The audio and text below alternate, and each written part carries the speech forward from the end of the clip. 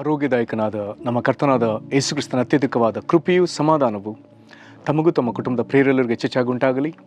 ಹೃದಯಂಗಮ ಮಾತು ಎನ್ನುವ ಈ ಮುಂಜಾನೆ ವಾಕ್ಯದ ಸರಣಿಯಲ್ಲಿ ಗುಣಪಡಿಸುವ ವಾಕ್ಯಗಳು ಎಂಬ ಶೀರ್ಷಿಕೆಯಡಿಯಲ್ಲಿ ಈ ತಿಂಗಳು ನಾವು ವಾಕ್ಯವನ್ನು ಧ್ಯಾನಿಸುತ್ತಿರುವಲ್ಲಿ ಈ ದಿನ ನಾವು ಧ್ಯಾನಿಸುವಂಥ ದೇವರ ವಾಕ್ಯದ ಭಾಗ ಮತ್ತಾಯನು ಬರೆದ ಸುವಾರ್ತೆ 4ನೇ ಅಧ್ಯಾಯ 24ನೇ ವಚನ. ಮತ್ತಾಯ 4:24. ಆತನ ಸುದ್ದಿಯು ಸಿರಿಯ ದೇಶದಲ್ಲೆಲ್ಲ ಹಬ್ಬಿದ್ದರಿಂದ ಮೈಯಲ್ಲಿ ನೆಟ್ಟಗಿಲ್ಲದವರನ್ನು, ಅಂದರೆ ತರತರದ ರೋಗ ಬಾಧೆಗಳಿಂದ ಕಷ್ಟಪಡುವವರನ್ನು, ದೆವ್ವ ಹಿಡಿದವರನ್ನು, ಮೂರ್ಛಾ ರೋಗಿಗಳನ್ನು, ಪಾರ್ಶ್ವವಾಯುವಿನವರನ್ನು ಆತನ ಬಳಿಗೆ ಕರೆತಂದರು. ಆತನು ಅವರನ್ನು ಸ್ವಸ್ಥ ಮಾಡಿದನು. ಈ ವಾಕ್ಯಗಳನ್ನ ಗ್ರಹಿಸಲಿಕ್ಕೆ ನಾವು ಶಕ್ತರಾಗುವಂತೆ ದೇವರು ತಾನೇ ತನ್ನ ಜ್ಞಾನವುಳ್ಳ ಆತ್ಮ ನಮಗೆ ಅನುಗ್ರಹಿಸಿ, ತನ್ನ ಜ್ಞಾನವುಳ್ಳ ಆತ್ಮವನ್ನು ನಮಗೆ ಅನುಗ್ರಹಿಸಿ ನಮ್ಮ ಮನೋನೇತ್ರಗಳನ್ನ ಬೆಳಗಿಸಲಿ.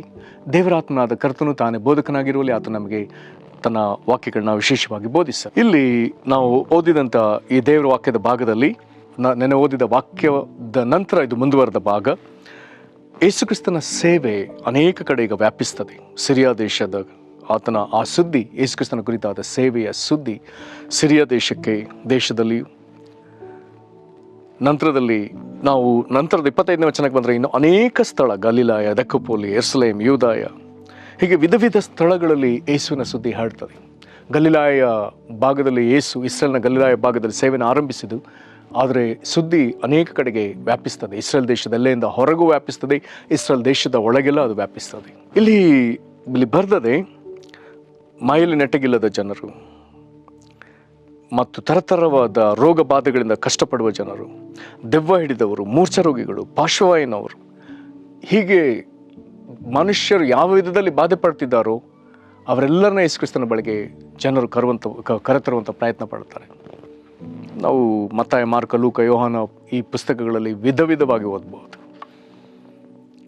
ಆತನ ಬಳಿಗೆ ಬಂದು ಗುಣ ಹೊಂದದೆ ಹೋದ್ರು ಎಂಬುದಾಗಿ ಹೇಳುವುದಕ್ಕೆ ಸಾಧ್ಯವೇ ಇಲ್ಲ. ಜನರ ಅಪನಂಬಿಕೆ ನಿಮಿತ್ತ ಕೆಲವೊಮ್ಮೆ ಆತನು ಕೆಲವೊಂದು ಬಿಡುಗಡೆ ಕಾರ್ಯವನ್ನು ಮಾಡದೆ ಹೋಗ್ತಾನೆ.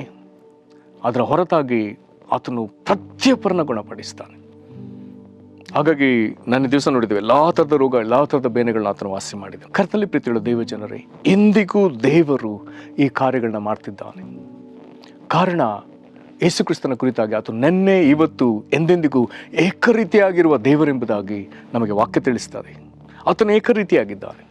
ದೇವರು ಮಾತ್ರವೇ ಆ ಏಕರೀತಿಯಾಗಿರಲಿಕ್ಕೆ ಸಾಧ್ಯ. ನೆನ್ನೆ, ಇವತ್ತು, ಎಂದೆಂದಿಗೂ. ಮನುಷ್ಯನ 3 ಕಾಲಗಳಲ್ಲಿ, ಅಂದರೆ ಭೂತ, ವರ್ತಮಾನ, ಭವಿಷ್ಯತ್ ಕಾಲ, ಇದು ಮನುಷ್ಯನಿಗೆ ಬೇರೆ ಬೇರೆ ಕಾಲಗಳು. ನಮಗೆ ಗತಿಸಿದ ಕಾಲ ಅದು ಭೂತಕಾಲ, ನಾವು ಈಗ ಜೀವಿಸ್ತಿರುವಂಥ ವರ್ತಮಾನ ಕಾಲ, ಮುಂದೆ ಇನ್ನೂ ನಾವು ನೋಡಬೇಕಾದದ್ದು ಭವಿಷ್ಯತ್ ಕಾಲ. ಹಾಗಾದರೆ ದೇವರು ಯಾವ ಕಾಲದಲ್ಲಿದ್ದಾನೆ? ಮನುಷ್ಯನ ಈ 3 ಕಾಲಗಳೊಳಗೆ ದೇವರಿದ್ದಾನೆ. ಇದೊಂದು ವಿಚಿತ್ರವಾದ ವಿಷಯ. ಇರಲಿ, ದೇವರಿಗೆ ಸ್ತೋತ್ರ. ಹಾಗಾದರೆ ಯೇಸು ಯಾರು? ಅದು ನೆನ್ನೆ, ಇವತ್ತು, ಎಂದೆಂದಿಗೂ ಏಕರೀತಿಯಾಗಿರುವಂಥ ದೇವರು. ಹಾಗಾದರೆ ಆ ದಿನಗಳಲ್ಲಿ ಅದ್ಭುತ ಮಾಡಿದವನು ಈ ದಿನಗಳಲ್ಲೂ ಅದ್ಭುತ ಮಾಡ್ತಲೇ ಇದ್ದಾನೆ. ನನ್ನ ಸ್ನೇಹಿತರೊಬ್ಬರಿದ್ದಾರೆ, ವಿಲ್ಸನ್ ಕುಂದರ್ ಎಂಬುದಾಗಿ, ಉಡುಪಿ ಪ್ರಾಂತದಲ್ಲಿ. ಅವರಿಗೊಮ್ಮೆ ಒಬ್ಬರು ಫೋನ್ ಕರೆ ಮಾಡಿ ಹೇಳ್ತಾರೆ, ಒಬ್ಬ ರೋಗಿ, ಹಾಸ್ಯಗಿಡಿದ ರೋಗಿ, ಇನ್ನು ಯಾವ ಚಿಕಿತ್ಸೆಯೂ ಅವರಿಗೆ ಇನ್ನು ಫಲಿಸಲಿಕ್ಕೆ ಸಾಧ್ಯವಿಲ್ಲದಂಥ ಘೋರ ಸ್ಥಿತಿಯಲ್ಲಿ ಅವರಿದ್ದಾರೆ. ಅವರಿಗೆ ಪ್ರಾರ್ಥಿಸ್ಲಿಕ್ಕಾಗಿ ವಿಲ್ಸನ್ ಕುಂದರ್ ದೇವ ಸೇವಕರ ಬಳಿ ಒಬ್ಬರು ಕೇಳಿಕೊಳ್ತಾರೆ. ನಂತರದಲ್ಲಿ ಇವರು ಇನ್ನೂ ಹೆಚ್ಚಿನದಾಗಿ ವಿಚಾರಿಸಿ ಅವರಿಗಾಗಿ ಪ್ರಾರ್ಥನೆ ಮಾಡಲಿಕ್ಕೆ ಮುಂದಾಗ್ತಾರೆ. ಆಗ ಗೊತ್ತಾಗ್ತದೆ, ಅವರೊಳಗೆ ಕ್ಯಾನ್ಸರ್ ರೋಗ ವಿಪರೀತ ಸ್ಥಿತಿಗೆ ಬಂದು ಅವರಿನ್ನು ಸಾಯುವ ಹೊಸ್ತಿಲಲ್ಲಿ, ಮರಣದ ಹೊಸ್ತಿಲಲ್ಲಿ ನಿಂತ ಒಬ್ಬ ರೋಗಿ. ಊಟ ಮಾಡಲಿಕ್ಕೆ ಸಾಧ್ಯವಿಲ್ಲ, ಅವರಿಗೆ ಯಾವ ಚಟುವಟಿಕೆ ಮಾಡಲಿಕ್ಕೆ ಸಾಧ್ಯವಿಲ್ಲ, ಅಂಥ ಸ್ಥಿತಿಯಲ್ಲಿ ಇದ್ದಾರೆ.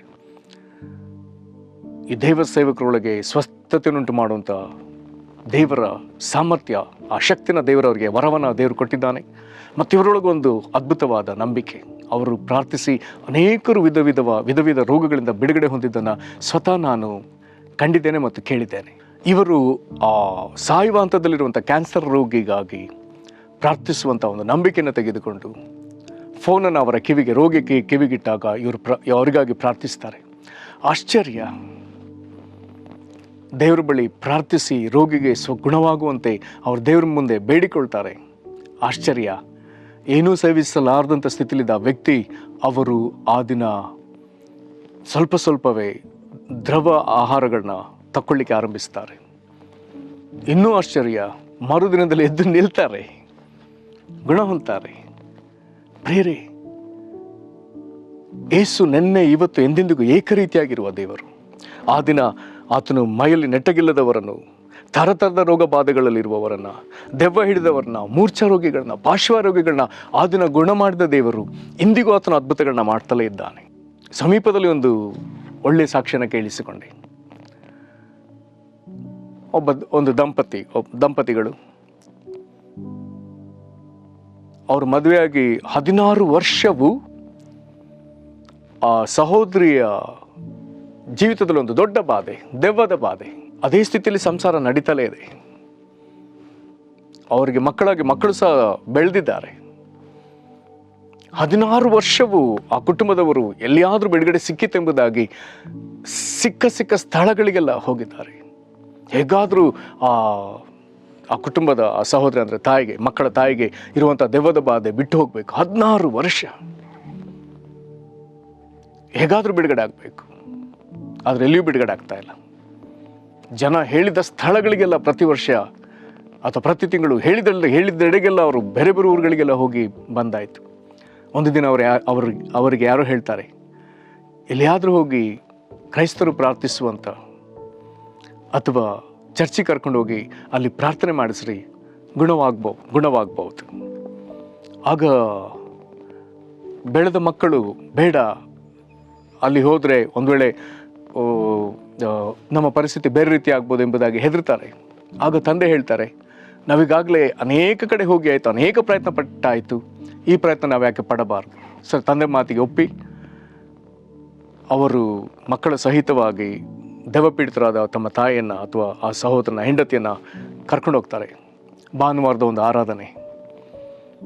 ಆಶ್ಚರ್ಯ, 16 ವರ್ಷಗಳಿಂದ ಬಿಡುಗಡೆ ಹೊಂದದ ಆ ಸಹೋದರಿ ಆ ದಿನ ಭಾನುವಾರ ಬೆಳಿಗ್ಗೆ ಆರಾಧನೆಗಳಲ್ಲಿ ಭಾಗವಹಿಸಿ ಹೊರಗೆ ಬರೋದ್ರೊಳಗೆ ಅಲ್ಲಿದ್ದ ದೇವರ ಸೇವಕರು ಅವರಿಗೆ ಪ್ರಾರ್ಥಿಸುತ್ತಿದ್ದ ಹಾಗೆಯೇ ಅವರೊಳಗಿಂದ ದುರಾತ್ಮ ಹೊರಗೆ ಹೋಗ್ತದೆ. ಅಂದಿನಿಂದ ಈಗ ಎಷ್ಟೋ ವರ್ಷಗಳಾಗಿದೆ, ಇಲ್ಲಿಯವರೆಗೂ ಸಮಸ್ಯೆ ಇಲ್ಲವೇ ಇಲ್ಲ. ಖಾಲಿ ಒಂದು ದಿವಸದಲ್ಲಿ ಅಲ್ಲ, ಕೆಲವು ನಿಮಿಷಗಳಲ್ಲಿ ದೇವರವರಿಗೆ ಬಿಡುಗಡೆ ಕೊಟ್ಟಿದ್ದಾನೆ. ಪ್ರೇರೆ, ಅಂದು ವಿಧ ಬಾಧೆಗಳಿಂದ ನರಳುತ್ತಿದ್ದ ಜನರಿಗೆ ಸಾಕ್ಷಾತ್ತಾಗಿ ಜನರ ಮುಂದೆ ನಿಂತು ಬಿಡುಗಡೆ ಕೊಟ್ಟ ದೇವರು ಈ ದಿನವೂ ಆತನು ಜನರಿಗೆ ಬಿಡುಗಡೆ ಕೊಡ್ತಿದ್ದಾನೆ. ಆತನು ತನಗಾಗಿ ಆರಿಸಿಕೊಂಡ ತನ್ನ ಸೇವಕರ ಮೂಲಕ ಜನರನ್ನು ಗುಣಪಡಿಸ್ತಿದ್ದಾನೆ. ಕರ್ತನಲ್ಲಿ ಪ್ರೀತಿಯುಳ್ಳ ದೇವ ಜನರೇ, ಹಾಗಾದ್ರೆ ಇಂಥ ಅದ್ಭುತವು ನಿಮಗೂ ಉಂಟಾಗಲಿ, ನಿಮ್ಮ ಮನೆಗಳಲ್ಲಿ ಉಂಟಾಗಲಿ. ವೈರಿ ನಾನಾ ಬಾಧೆಗಳಿಂದ ನಿಮ್ಮನ್ನು ಬಾಧಿಸಿ ನಿಮ್ಮ ಎಲ್ಲ ನಿರೀಕ್ಷೆ ಮುಗಿದು ಹೋಯಿತು, ಎಲ್ಲವೂ ಮುಗೀತು, ಮರಣವೇ ಗತಿ ಎಂಬುದಾಗಿ ನಿಮ್ಮ ಬಳಿ ಮಾತನಾಡ್ತಿದ್ರೆ ಕರ್ತನಾದ ಯೇಸು ಕ್ರಿಸ್ತನ ಹೆಸರಲ್ಲಿ ಸೈತಾನನ ಮಾತುಗಳು ರದ್ದಾಗಲಿ. ಕರ್ತನು ತನ್ನ ಮಹಾ ಕನಿಕರದಿಂದ ನಿಮಗೆ ಸ್ವಸ್ಥತೆ ಉಂಟು ಮಾಡುವಂತೆ ನೀವು ಕರ್ತನಾದ ಯೇಸು ಕ್ರಿಸ್ತನ ಬಳಿಗೆ ಬರ್ರಿ. ಆತನು ನಿಮ್ಮನ್ನು ಗುಣಪಡಿಸಲಿ. ಆತನು ಗುಣಪಡಿಸುವಂತೆ ನಂಬಿಕೆಯಿಂದ ಆತನ ಬಳಿಗೆ ನಾವು ಬರುವಂಥದ್ದು ಅವಶ್ಯಕತೆ ಇದೆ. ಪ್ರಾರ್ಥನೆ ಮಾಡೋಣ. ಮಹಾಕೃಪೆಯ ತಂದೆಯೇ, ಥರದ ರೋಗ ಬಾಧೆಗಳಿಂದ ಬಾಧೆ ಪಡ್ತಿರುವ ಜನರು, ನಾನಾ ಬೇನೆಗಳಿಂದ ಬಾಧೆ ಪಡ್ತಿರುವಂಥ ಜನರು, ದೆವ್ವಗಳಿಂದ ಬಾಧೆ ಪಡುತ್ತಿರುವಂಥ ಜನರು, ಪಾರ್ಶ್ವವಾಯು ರೋಗದಿಂದ, ಮೂರ್ಛಾ ರೋಗದಿಂದ ಬಾಧೆ ಪಡ್ತಿರುವಂಥ ಜನರು, ಕರ್ತನೆ, ಹೀಗೆ ಹಲವು ವಿಧದಲ್ಲಿ ಬಾಧೆ ಪಡ್ತಿರುವಂಥ ಜನರ ಮೇಲೆ ಕನಿಕರ ತೋರಿದಂಥ ಯೇಸುವೆ, ಈ ದಿನವೂ ಅನೇಕ ಅದ್ಭುತಗಳನ್ನ ಅನೇಕರಿಗೆ ಮಾಡುತ್ತಲೇ ಇರುವಂಥ ದೇವರೇ, ಕರ್ತನೆ, ಸುತ್ತಲೂ ನಾವು ನೀನು ಗುಣಪಡಿಸ್ತಿರುವಂಥ ನಿನ್ನ ರಕ್ಷಣಾ ಕಾರ್ಯಗಳು, ನಿನ್ನ ಬಿಡುಗಡೆ ಕಾರ್ಯಗಳ ಸಾಕ್ಷ್ಯನ ಕೇಳುತ್ತಲೇ ಅನುದಿನವೂ ನಾವು ಬರುವಂತೆ ಕೃಪೆ ಕೊಡುತ್ತಿರುವಂಥ ದೇವರೇ, ಈ ವಾಕ್ಯಗಳನ್ನ ಕೇಳ್ತಿರುವಂಥ ಈ ಪ್ರಿಯರನ್ನ ದಯಮಾಡಿಗ ಕನಿಕರಿಸು. ನಿನ್ನ ಕನಿಕರ, ದಯೆಯು, ನಿನ್ನ ಪ್ರೀತಿಯು ಈ ಪ್ರಿಯರ ಮೇಲೆ ಎರಗಿ ಬರಲಿ, ನಿನ್ನ ಪ್ರಸನ್ನತೆ ಅಲ್ಲಿಗೆ ಬರಲಿ ಸ್ವಾಮಿ. ವರ್ಷಾನುಗಟ್ಟಲೆಯಿಂದ ಇವನ್ನ ಕಾಡ್ತಿರುವಂಥ ರೋಗವು ನಜರೇತಿನ ಯೇಸು ಕ್ರಿಸ್ತನ ಹೆಸರಲ್ಲಿ ಈಗ ಬಿಟ್ಟು ಹೋಗಲಿ. ಈ ವ್ಯಕ್ತಿಗಳನ್ನು ಬಿಟ್ಟು ಹೋಗಲಿ, ಇವರ ಮನೆಯನ್ನು ಬಿಟ್ಟು ಹೋಗಲಿ. ಕರ್ತನ ನಿನ್ನ ದೈವಿಕ ಪ್ರಸನ್ನತೆ, ಯೇಸಪ್ಪ ನಿನ್ನ ಪ್ರಸನ್ನತೆ ಇವರ ಮಧ್ಯದಲ್ಲಿ ಬರಲಿ. ಎಲ್ಲ ഇരുಳು, ಎಲ್ಲ ಕತ್ತಲು ಇವನ್ನ ಬಿಟ್ಟು ಅಗಲಿ ಹೋಗಲಿ. ನಿನ್ನ ಮಕ್ಕಳಿಗೆ ನಿನ್ನ ಪ್ರಸನ್ನತೆಯು, ನಿನ್ನ ಜೀವದ ಬೆಳಕು ಅವರ ಮೇಲೆ ಪ್ರಕಾಶಿಸಲಿ. ಮರಣವೇ ಗತಿ ಎಂಬುದಾಗಿ ನಂಬಿದವರು ನಿನ್ನ ಜೀವವನ್ನ ಈಗ ಪಡಕೊಳ್ಳಲಿ. ದೆವ್ವಗಳು ಬಿಟ್ಟು ಹೋಗಲಿ ಯೇಸು ಕ್ರಿಸ್ತನ ಹೆಸರಿನಲ್ಲಿ. ಮಾಟಮಂತ್ರದ ಶಕ್ತಿಗಳು ಮುರಿಯಲ್ಪಡಲು ಯೇಸು ಕ್ರಿಸ್ತನ ಹೆಸರಿನಲ್ಲಿ. ನಿನ್ನ ಮಕ್ಕಳಿಗೆ ಅದ್ಭುತವಾಗಲಾಗ ನೀನು ಮಾಡುವುದಕ್ಕಾಗಿ ಸ್ತೋತ್ರ. ಯೇಸು ಕ್ರಿಸ್ತನ ಹೆಸರಲ್ಲಿ ಬೇಡ್ದೇವೆ ನಮ್ಮ ತಂದೆ.